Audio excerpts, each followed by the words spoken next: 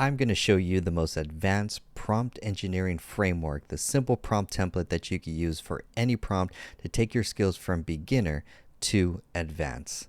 Let's begin. So first, let's just overview what is prompt engineering and AI, generative AI, like underneath the hood, what's actually going on.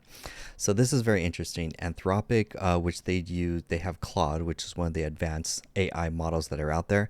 I just want you to have this understanding because there's a lot of marketing that Gen AI is like sentient and can artificial actually uses the word intelligence. It's not. I really want you to understand the technology so you understand how to fundamentally use it. So generative AI models are not human-like. There's no intelligence, there's no memory, there's not sentience. They're not the path to AI. They're on the path to AI, but they won't be the technology that actually implements actual intelligence. So they have no intelligence or personality. They're simply statistical systems predicting the likeliest next word in a sentence. That's all these things do. So if you've ever used Google and you try and type a word and it tries to autocomplete the word, that's all large language models. That's all that AI does underneath the hood. So Claude, very interesting. The most advanced AI model, how do they do prompt engineering? And their prompt engineers make over 100K a year. Well, it's probably over 250K a year, probably well more than that. But what are they actually doing underneath the hood when you submit a prompt to Anthropic or to Claude or ChatGPT? It doesn't really matter. What's actually going on underneath the hood?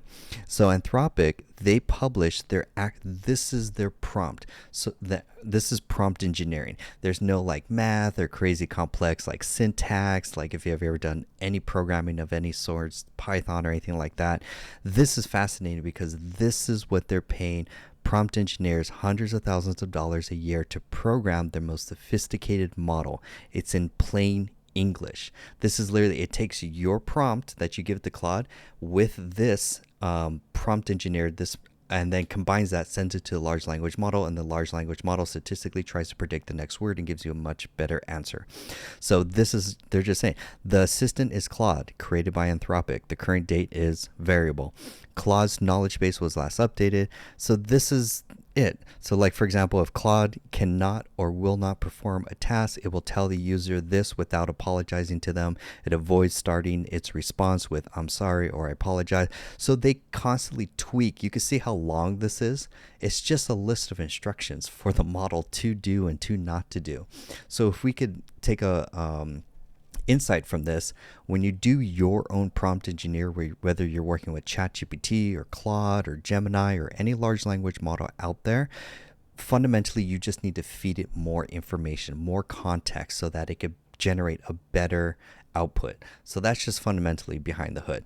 So I really like this as my prompt framework because this is the most sophisticated prompt that you'll need to just you could take across business, personal life, whatever you're working on. And I like it because it's flexible. There's three things that you need. Basically, the template is what I call it. It's a prompt, instructions, command. Prompt, instruction, command. So you have your prompt. What is the goal? What are you trying to have it do? Then you have some instructions. This gives you additional flexibility to make the tweaking, because not every prompt is like perfect right out the gate. You're always going to be trying to tweak it, to iterate it, to try and get it to give you a more better accurate response. And then finally is a command at the very end. So if we look at the prompt frameworks follows the role, task, and action that you want it to take. So you always want to give it a role, like, hey, you're a professional copywriter. Great. Role, task, and some context. So role, if it's a doctor, it's a lawyer, it's a copywriter, it's a business coach, it's a therapist. You always want to give it a role so it could behave like that for the answer. Then you give it a task. It says your task is to write a LinkedIn post about the future of AI. You want to be very descriptive about what you want it to accomplish. And then I like this little call to action saying, and strictly following the instructions below. This is where you could put some parameters or some instructions, and then whatever it iterates or whatever it outputs, for example, this is great because you could go back to the original response and add some more context, add some more requirements as far as scope, for example, and then outro, so pretty much this is the command. So I have 3 examples that we're going to try this out for. So I'm using ChatGPT on ChatGPT Pro. The 3 examples I'm going to do is 1, if you're starting a business, 2, if you do marketing, and 3, we'll do some social media, for example. So I have here a prompt for our first example that, let's break it down. Oops. There we go. Okay. So the prompt is, you're an aspiring entrepreneur, and I'm going to actually change that. You're a business coach looking to start a new business in the tech industry. So we got our role and our task, our role and our context, basically. Then we have our task. Your task is to write a detailed plan for your startup and strictly follow the instructions below. The best way I like thinking about this is, imagine you hired a college intern for the first day of work. So it's their first day of work. They barely have some context about what you do, how do you work, how do you operate, the nuances of your business. So this is like the instructions that you would give to a college assistant, for example. So then we have our instructions right here. So I want you to outline the business idea and the value proposition. I want to describe the target market and how you plan to reach them. Then I want you to also identify the key resources and skills you need to launch. And then the final action, or because the large language models, when they look underneath the hood, they know they're really good at remembering what's the first thing that you said and what's the last thing that you said. It's very important. So we have this. I'll pop this in ChatGPT. You can use any version, doesn't really matter. And now we got our prompt output. Now, whatever it outputs, maybe it's not exactly what you're looking for. Sometimes you want to go back in. You're like, oh, you know what? Maybe it's not tech. Maybe it's a new SaaS product. So this is where whatever it outputs, you could be more descriptive, or you could go and iterate. Don't try and get it perfect right out the gate. I'm looking for 80% good enough, basically. So if I go to, there we go. If I go to this little pencil right here, I can edit my original prompt. And now I could either add or remove from my instructions to add another context. The product is a SaaS, software as a service, platform that allows creators to host their courses online, like Kajabi or School, if you follow Alex Hormozy, for example. But I'm just going back to my original response, and then if it was 80% good enough, adding more criteria. That's why I really like this framework. You could always make your tweaking here, click send, and then it'll iterate and give you a much better output. So now we got, great, here's our business software as a service, here's our value proposition, awesome, here's our target market, awesome, and now I got my market research, awesome. So now I get everything that I want. That's 80. I'm looking for 80% good enough. That's basically, so now what I would do is basically, I would go to, we'll just use, I could use, for example, I prefer Notion, but most basically I want to take whatever it outputs. I'm looking for 80% good enough, copy, throw it in your digital notebook. I highly recommend Notion, but if you're in a crunch, you can use Google Sheets, for example, or I'm sorry, Google Docs.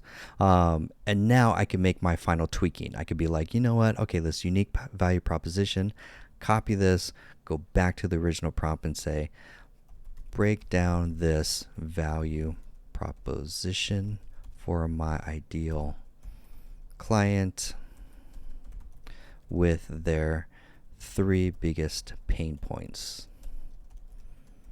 Colon, paste, enter. So now I could, like Frankenstein, take some little piece from the text, and then I could continue to focus on and reiterate from here. So that's one example using this framework. Let's do another example. Let's say you're in the marketing department, and I'm going to take this prompt right here, put it right here. Cool. So here's our next example. You are a marketing manager at a mid-sized company. So we have our role and context. Great.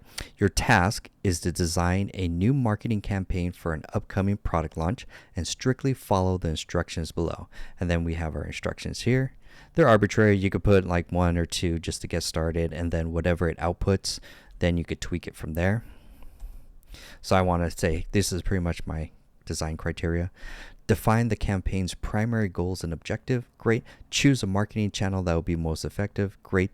Create a timeline with key milestones for the campaign. And lastly, our command, now design the marketing campaign. Cool. Pop it in. We get something output. Again, I'm looking for 80% good enough.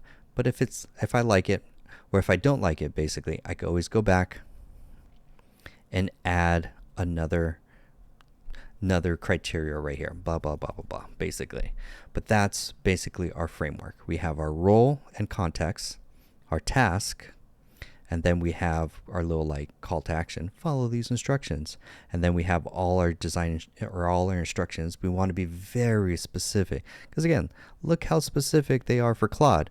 They have all these things. Hey, Claude, tell them this, don't do this, complete this, report, answer this. This is why Claude behaves the way it does, is because of this huge prompt. And that's where you can do all of your prompting right here in this instructions part right here. This is enough information and advanced as it gets as far as prompt engineering that allows you to accomplish whatever task that you're working on. Nice. Now, just a quick key thing about tasks. I like to break tasks down by micro tasks, for example. The analogy or the example that I use is most people make the mistake they're trying to have ChatGPT or Claude write a whole chapter for a book. That's too big of a task. You want to break it down to the outline, then to the first paragraph on what you want to work with. You want to feed it information, for example. So that's why I try not to ask too much of the task for ChatGPT to do or AI. I basically want to break it down to a small task and be very explicit in detail what I'm looking for. Let's do another last example. So this one's going to be for social media. Nice. Take this. Pop it in here. So we have our role and context. You're a social media strategist working for a fashion brand. Remember, we have a college intern, first day of work. This is what we're telling them what to do. Second, we have our task. Your task is to develop a social media strategy to boost engagement on Instagram. Awesome. And third, we have our little call to action for the instructions, saying strictly follow the instructions below. Nice. And then we have our instructions section right here, because here's where you can be as very explicit and you can continue to make tweaks along. So here's our 3 little instructions. Identify the type of content that resonates with your audience, outline the post schedule to ensure consistent engagement, and plan for interactions with followers to build community. And then we have our command. Now develop the social media strategy. Nice. Throw it in the oven. Let's let ChatGPT cook. Great. And then we got our social media strategy. We're basically identify content that resonates with the audience. Here's our target audience. Content types. Awesome. And then our frequency, we should do this. Our weekly content breakdown. Nice. Great. And remember, we're looking for 80% good enough. And then once it's done, we're going to highlight. I'm just going to highlight all of this, copy, and you want to use a digital notebook because again, you're going to have like a bunch of different chats in your chat history, for example, lots of different chats as you start using it, especially you're going to eventually clear that. So it's really hard to find a specific chat that you were working on, for example. So that's why it's really good to take whatever ChatGPT or Claude outputs, throw it in a digital notebook so that you can use it, tweak it, refine it, and then iterate on it in the future. So nice. And let's conclude. So that is our advanced prompt framework where basically, again, you have your prompt, your role, and then context. You have your task, and then our little call to action, strictly follow the instructions below.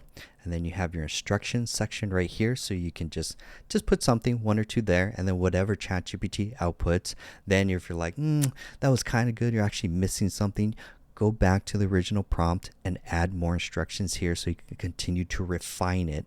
The refining is really where you're going to get a lot of the value. And then you have your command here. So that's advanced prompt engineering. As pretty much advanced as it gets right there. You always want to provide as much context as possible when using large language models. But yeah, fundamentally, they're a really powerful tool.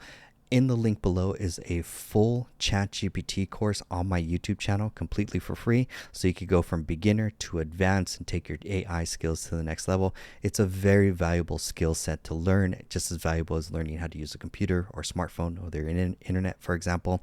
And it will 10x your productivity if you know how to use all of the features. Highly recommend. Go from beginner to advanced so that you could get the most out of these tools so you could work smarter, not harder.